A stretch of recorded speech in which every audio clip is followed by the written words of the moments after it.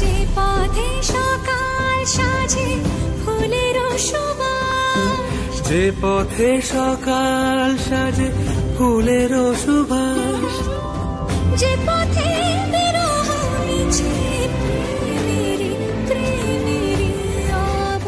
নমস্কার বন্ধুগণ, কেমন আছেন আপনারা? আশা করি ভালো আছেন। লাস্ট ভিডিও আপনাদের সামনে উপস্থাপন করেছিলাম চন্দননগরের সেরা কিছু পুজো মণ্ডপ। চন্দননগরের ভিডিও দিয়েছি, কিন্তু কৃষ্ণনগরের ভিডিও দেবো না, এটা আবার হয় নাকি? তাই আজকে চলে যাচ্ছি কৃষ্ণনগরে। আজকের ভিডিওতে থাকবে কৃষ্ণনগরের সেরা কিছু পুজো মণ্ডপ এবং তার সাথে অফকোর্স মাতৃ প্রতিমা দর্শন। আশা করি ভিডিওটা দেখে আপনাদের ভালো লাগবে। আর যদি ভালো লেগে থাকে তাহলে অবশ্যই লাইক, কমেন্ট, শেয়ার এবং সাবস্ক্রাইব করতে ভুলবেন না। তো চলুন শুরু করা যাক। কিন্তু তার আগে যারা আমাকে চেনেন না, আমি হলাম আপনাদের নীল, আর আপনারা দেখছেন আমার চ্যানেল উইশ বাকেটের অন্যতম পুজো সিরিজ জগদ্ধাত্রী পুজো 2025। তো চলুন যাত্রা শুরু করা যাক।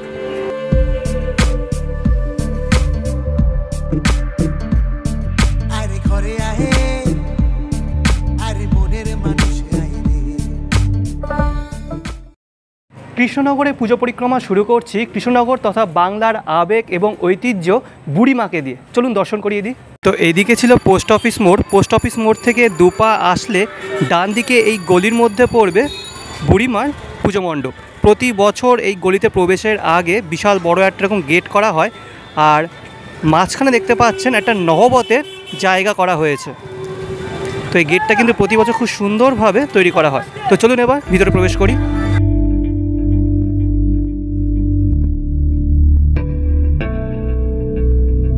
প্রতি বছর এই রাস্তাটা এরকম লাইট দিয়ে সাজানো হয়, এবছরও কিন্তু তার ব্যতিক্রম হয়নি। আর দুপাশে বসে এরকম মেলার মতন একটা পরিবেশ, যেখানে বিভিন্ন জুয়েলারি বিক্রি হয়, তাছাড়া অনেক দোকানপাট বসে। আর বলে রাখি, কৃষ্ণনগরের পুজোটা কিন্তু একটু আলাদা। কৃষ্ণনগরে 3 দিনের পুজো, অর্থাৎ সপ্তমী, অষ্টমী, নবমী, এই 3 দিনের পুজো একদিনই ওই নবমীর দিন হয়।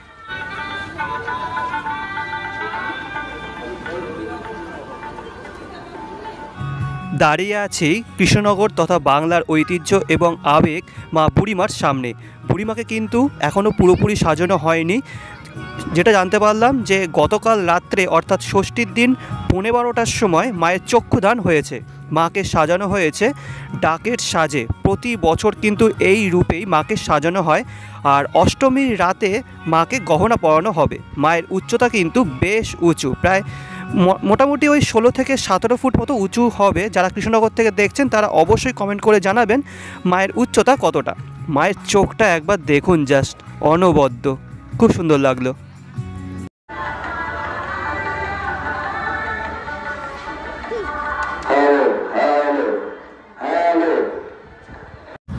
বুড়িমাকে দর্শন করে আমি চলে যাচ্ছি মাঝদিয়া রোডে। সেখান থেকেই আমি আমার জার্নিটা শুরু করব।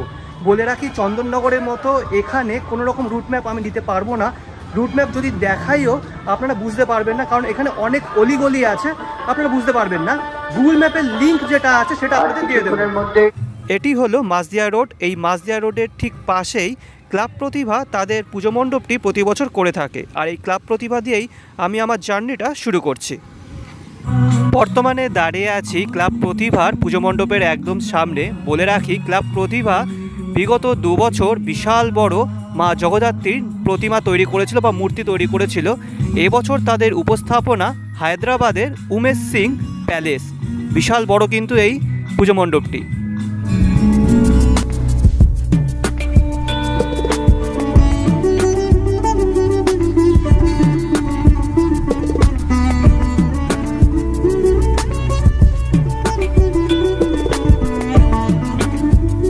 প্রতিভার উদ্বোধন হবে অষ্টমীর দিন। আর চলুন মণ্ডপের ভিতরে গিয়ে প্রতিমা আপনাদের দেখিয়ে দিচ্ছি। মায়ের কিন্তু চক্ষুদান হয়ে গেছে, শুধু সাজটা বাকি আছে, আজকের মধ্যে কমপ্লিট হয়ে যাবে। আর ক্লাব প্রতিভার মাতৃ প্রতিমা কিন্তু প্রতি বছর খুব সুন্দর হয়, আপনারা কিন্তু একদমই মিস করবেন না। সবুজ বর্ণের একটা শাড়ি পরানো আছে মায়ের, আর এর ওপর গহনা পরবে, ডাকের সাজ বসবে, অনেক কিছু হবে। তো এই ক্লাবের প্রতিমা মিস করা একদমই চলবে না।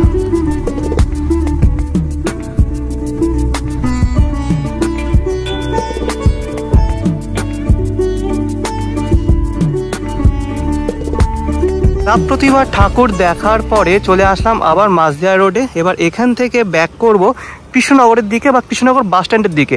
এই রাস্তায় কিন্তু পাশাপাশি অনেকগুলো মণ্ডপ আছে, যেমন রাধানগর অন্নপূর্ণা বারোয়ারি, রাধানগর আদি বারোয়ারি ইত্যাদি। তো চলুন সেগুলো দর্শন করা যাক। ক্লাব প্রতিভা থেকে কৃষ্ণনগরের দিকে দুপা আসলে ডান দিকেই পড়বে আরেকটি পুজো মণ্ডপ, যেটি হলো অন্নপূর্ণা বারোয়ারি। এবছর এদের উপস্থাপনা দুধসাগর জলপ্রপাত। তো চলুন, সামনে একটা বড় লাইটের গেট করেছে, এখান দিয়ে আমাদের প্রবেশ করতে হবে। চলুন।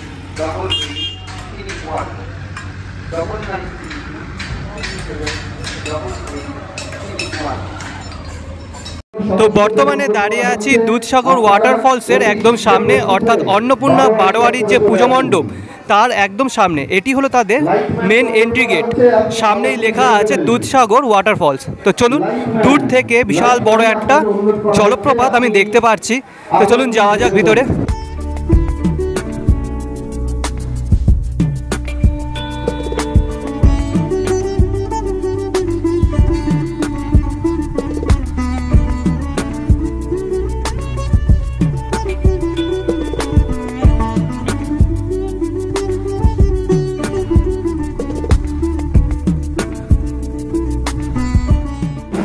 তো জলপ্রপাতের আগে পুরো অংশটা কিন্তু এরকম বেশ জঙ্গল দিয়ে ভরিয়ে দেওয়া হয়েছে। আর আমরা সকলেই জানি দুধসাগরের সামনে একটা রেল ব্রিজ আছে, কিন্তু এখানে রেল ব্রিজ না, শুধু একটা ব্রিজ তৈরি করা হয়েছে।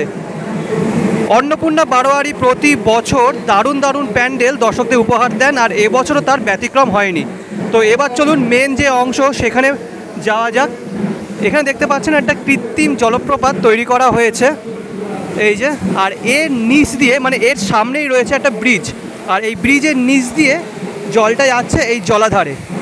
অপূর্ব করেছে, এটা কিন্তু দারুণ লাগলো আমার। এই যে জলপ্রপাতটা দেখছেন, এটা কিন্তু পুরোপুরি কৃত্রিম, আর্টিফিশিয়াল। দেখুন এই জলটা এখান দিয়ে গড়িয়ে এখানে যাচ্ছে, এখান দিয়ে আবার ফিল্টার হয়ে ওপর দিয়ে উঠছে। ঠিক আছে, দারুণ।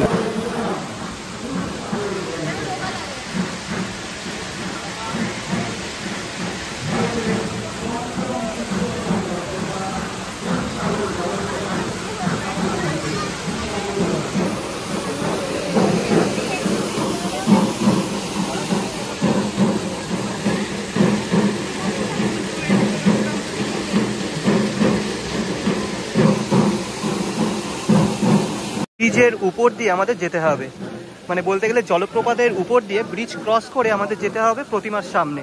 চলুন। তো প্রতি বছর কিন্তু এরকম উঁচু জায়গায় উঠতে হয়, তারপর নিচে নেমে প্রতিমা দর্শন করতে হয়। এই দেখুন, এটা কিন্তু বলতে গেলে ক্লাব ঘর একটা। এই যে সিঁড়ি দিয়ে নিচে নেমে প্রতিমা। বর্তমানে দাঁড়িয়ে আছি অন্নপূর্ণা বারোয়ারির পুজো মণ্ডপের ভিতরে এবং মাতৃ প্রতিমার একদম সামনে। প্রতি বছর তাদের মাতৃ প্রতিমা এরকম গোলাপি বর্ণের ডাকের সাজে সজ্জিত থাকেন। পিছনে যে চালচিত্র দেখতে পাচ্ছেন, চালচিত্রটা কিন্তু এক কথায় অপূর্ব। এই দেখুন, একদম গোলাকার চালচিত্র।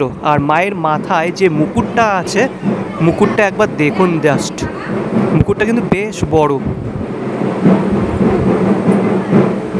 এই দেখুন, আর যে সিংহের উপর তিনি বিরাজ করছেন, সিংহটাও কিন্তু বেশ ডেঞ্জারাস দেখতে। ঠিক আছে।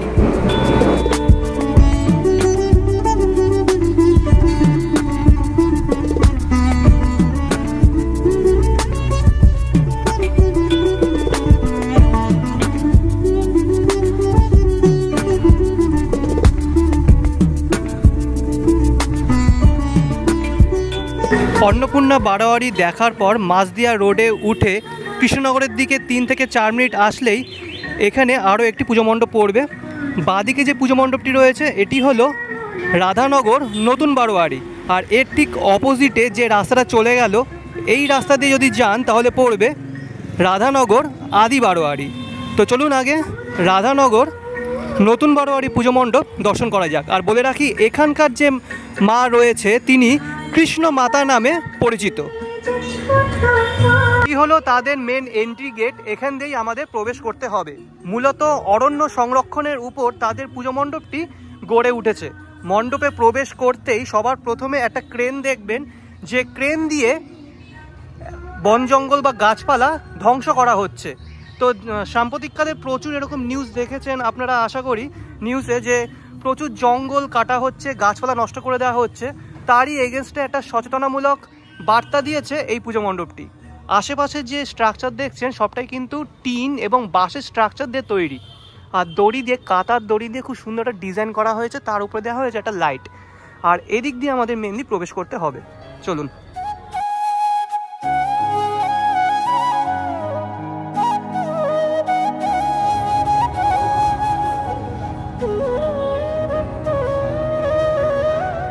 তো বর্তমানে দাঁড়িয়ে আছি রাধানগর নতুন বারোয়ারির পুজো মণ্ডপের ভিতরে আর মাতৃপ্রতিমার একদম সামনে। মাতৃপ্রতিমা কিন্তু সাজানো কমপ্লিট, আর শুধুমাত্র যে চালচিত্র সেটি সেট করা বাকি আছে। মায়ের মুখমণ্ডল বা মুখশ্রী অপূর্ব সুন্দর, এই দেখুন প্রচুর অলঙ্কারে তিনি সজ্জিত, আর তার সাজসজ্জা ডাকের সাজে সেজে উঠেছে। দেখুন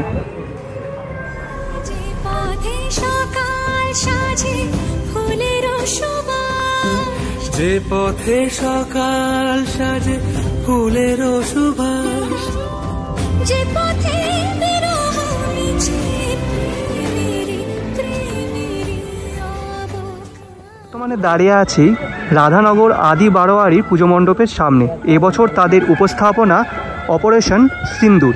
আর এখানে যে মাতৃপ্রতিমা আছে তিনি কিন্তু সেরা মা নামে পরিচিত। আর এখানে অনেক কিছু দেখার বিষয় আছে।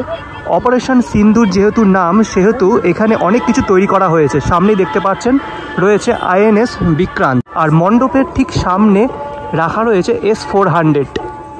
এই যে দেখুন, খুব অন্ধকার এই জায়গাটায়, তাই হয়তো আপনাদের ঠিক করে বুঝতে অসুবিধা হবে একটু। এই যে S-400, আর এ পাশে রয়েছে একটা ট্যাঙ্ক। আর এখানে সেই ঘটনাটা তৈরি করা হয়েছে যেখানে টেররিস্টরা আমাদের ভারতীয়দের হত্যা করেছিল। এই যে, তো গোটা একটা যুদ্ধ পরিবেশ এখানে তৈরি করা হয়েছে। আশেপাশে রয়েছে প্রচুর জঙ্গল। এটি কিন্তু মেনলি যে পেহেলগাম সেটি তৈরি করা হয়েছে। আর এদিক দিয়ে হচ্ছে এন্ট্রি পয়েন্ট। তো চলুন ভিতর প্রবেশ করি।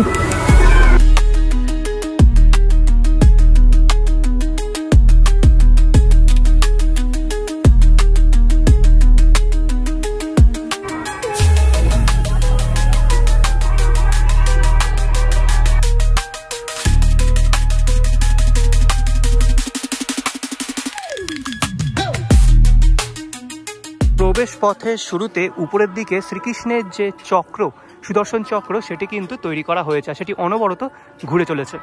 তো চলুন এবার মাতৃ দর্শন করা যাক। বর্তমানে প্রবেশ করে গেছি রাধানগর আদি বারোয়ারি পুজো মণ্ডপের ভিতরে। পুজো মণ্ডপের ভিতরের যে মণ্ডপের দেয়ালগুলো, এখানে যুদ্ধ পরিস্থিতি তৈরি করা হয়েছে।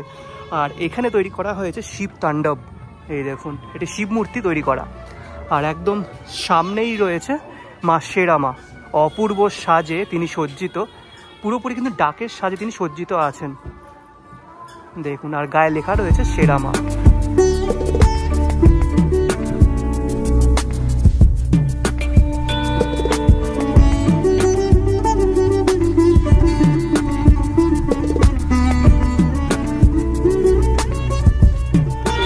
বর্তমানে যে লাইটের গেটটা দেখছেন এটি হলো বুড়িমা লাইটের গেট। বিশাল বড় লাইটের গেট সামনেরটা, আর পরপর অনেকগুলো লাইটের গেট কিন্তু আছে। দারুণ লাগছে গোটা রাস্তাটা।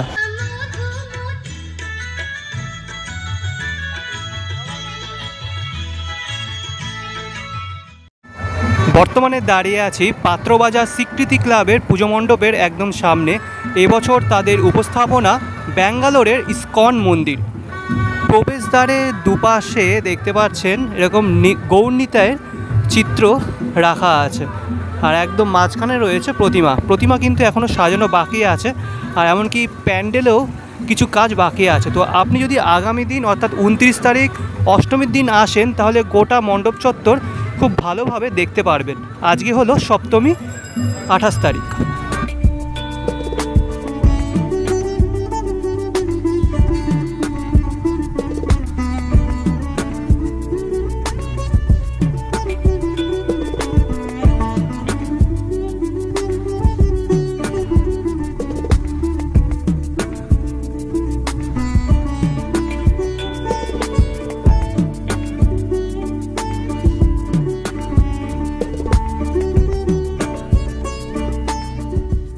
ক্লাবের পুজো দেখার পর এবার যাচ্ছি বাঘাডাঙ্গা বারোয়ারি। বাঘাডাঙ্গা বারোয়ারি কিন্তু কৃষ্ণনগরের মধ্যে অন্যতম শ্রেষ্ঠ একটা পুজো কমিটি। এই যে বিশালাকার লাইটের গেটটা দেখছেন, এটি কিন্তু বাঘাডাঙ্গা বারোয়ারির লাইটের গেট, বিশাল বড়।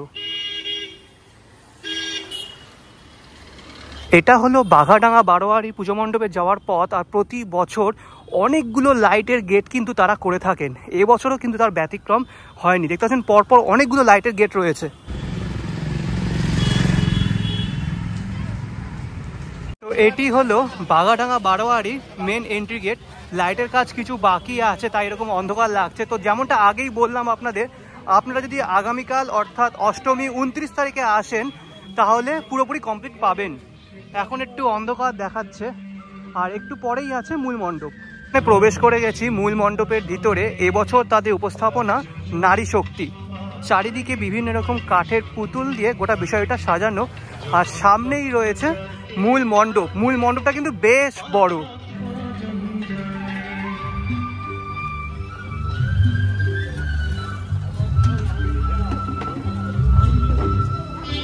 যেহেতু থিমের নাম নারী শক্তি, তাই সমস্ত মণ্ডপটা গড়ে উঠেছে মহিলাদের পুতুল দিয়ে।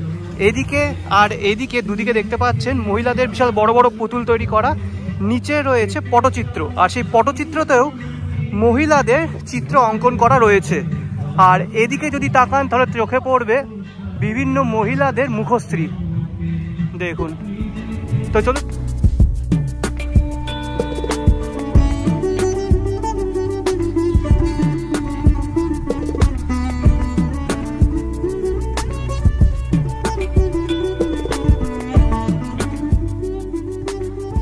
মাকে দেখতে পাচ্ছেন গহনা পরানোর কাজ চলছে, কিন্তু চিন্তার কোনো বিষয় নেই। মাকে আপনারা যাতে ভালো করে দেখতে পারেন সেজন্য আগের বছরের একটি ছবি এখানে দিয়ে দেব।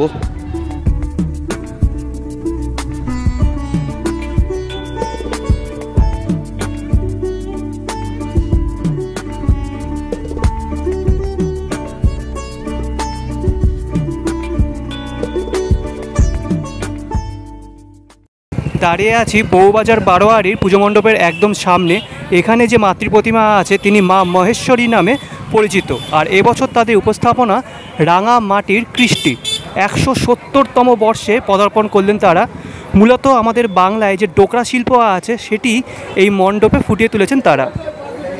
দেখতে পাচ্ছেন বিশাল বড় বড় ঘোড়া তৈরি করা হয়েছে, কালো রঙের ব্যাকগ্রাউন্ড, তার উপরে ফোম স্পঞ্জ যেগুলো হয় সেগুলো দিয়ে এই ডিজাইনগুলো তৈরি করা, দারুণ। আর এখানে যে মূর্তিগুলো দেখছেন এগুলো কিন্তু মাটির তৈরি, তার উপরে ফোম স্পঞ্জ দিয়ে গোটা বিষয়টা সাজানো হয়েছে।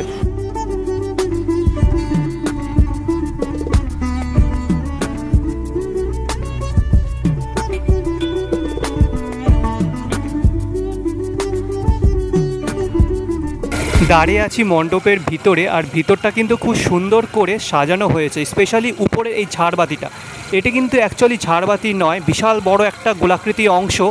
আর সেখানে যে মাটির গ্লাসগুলো হয় সেগুলো ছিদ্র করে তার ভিতরে দেওয়া হয়েছে লাইট, দুর্ধর্ষ লাগছে। আর মণ্ডপের ভিতরেও কিন্তু এরকম মূর্তিগুলো আছে। এই মূর্তিগুলো আগেই বললাম মাটির মূর্তি, তার উপরে এই ফোম স্পঞ্জ দিয়ে গোটা বিষয়টা সাজানো, দারুণ লাগছে।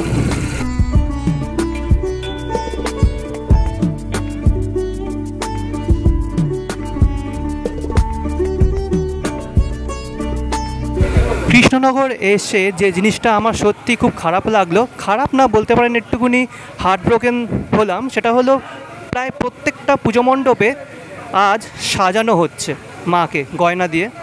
তো আজকে যেহেতু বারবার বলছি সপ্তমী, আজকে কিন্তু প্রায় প্রত্যেকটা মণ্ডপেই সাজানো চলছে। আপনারা যদি অষ্টমীর দিন আসেন অর্থাৎ 29 তারিখে, তাহলে কিন্তু সম্পূর্ণরূপে মাকে দেখতে পারবেন।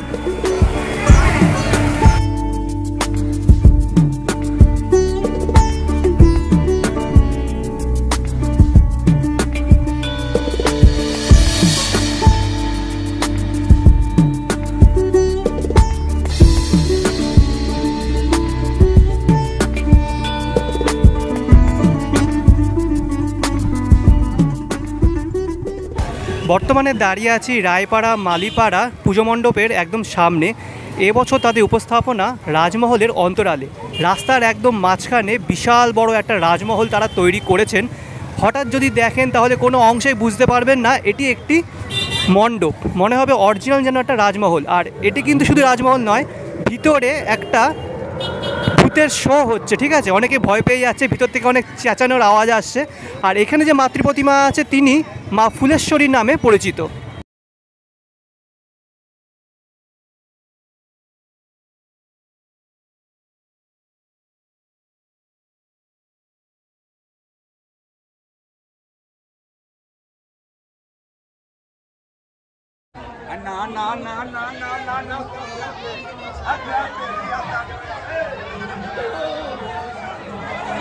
উপরের দিকে প্রচুর ভূত রয়েছে, ওই দেখুন। কমটা কিন্তু বন্ধ হয়ে গেছে, এবার ভূতদের নৃত্য হবে। অন্ধকার দেখুন, জাস্ট কি হবে এই দেখুন। ভূত কিন্তু নড়ছে, পা দোলাচ্ছে ভূত।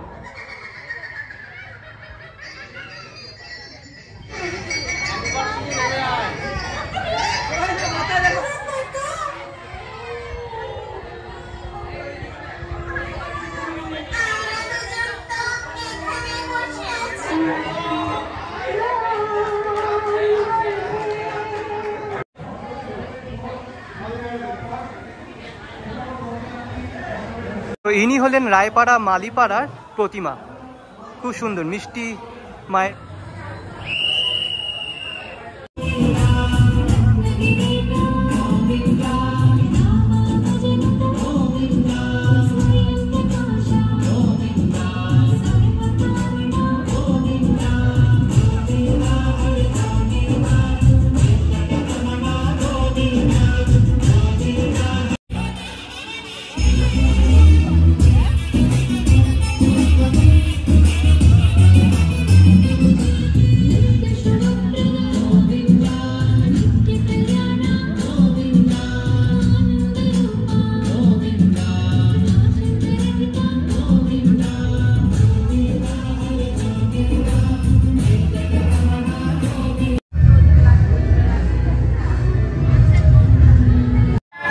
বর্তমানে দাঁড়িয়ে আছি আমিনবাজার বারোয়ারির পুজো মণ্ডপের সামনে। এবছর তারা 177তম বর্ষে পদার্পণ করলো। আর এবছর তাদের উপস্থাপনা তিরুপতি বালাজি মন্দির। মন্দিরের কারুকার্য এবং আলোকসজ্জার মেলবন্ধন গোটা বিষয়টাকে একটা অনন্য রূপ দিয়েছে। দারুণ লাগছে মণ্ডপটাকে।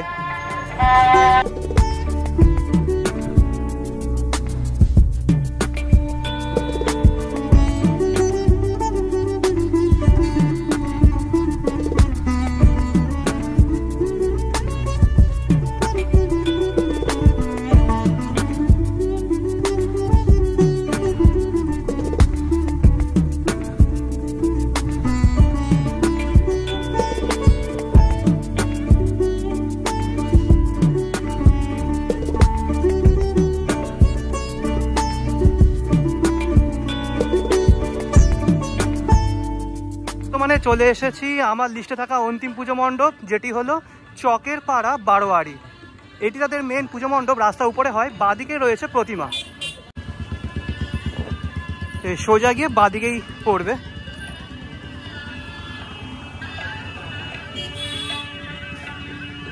বেশ দারুণ সাজিয়েছে, এই দেখুন। এবার বাঁদিকে তাকালেই পড়বে প্রতিমা। মণ্ডপের ভিতরটা কিন্তু দারুণ সাজিয়েছে।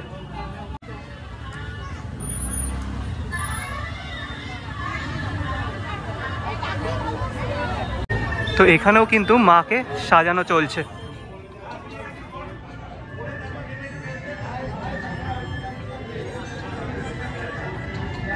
আচ্ছা, তো এই ছিল আমার লিস্টে থাকা 10টি পুজো মণ্ডপ কৃষ্ণনগরে। আরও অনেকগুলো দেখাতাম, কিন্তু বেশিরভাগ পুজো মণ্ডপ কিন্তু এখনও কমপ্লিট হয়নি, প্রতিমাও এখনও সেজে ওঠেনি, তাই দেখাতে পারলাম না। ভিডিওটা যদি ভালো লেগে থাকে তাহলে অবশ্যই লাইক, কমেন্ট, শেয়ার এবং সাবস্ক্রাইব করে আমাকে আশীর্বাদ অবশ্যই করতে হবে। আসি পরবর্তী কোনো এক ভিডিও নিয়ে। আনলে ভালো থাকবেন, সুস্থ থাকবেন। আজকের জন্য বিদায়।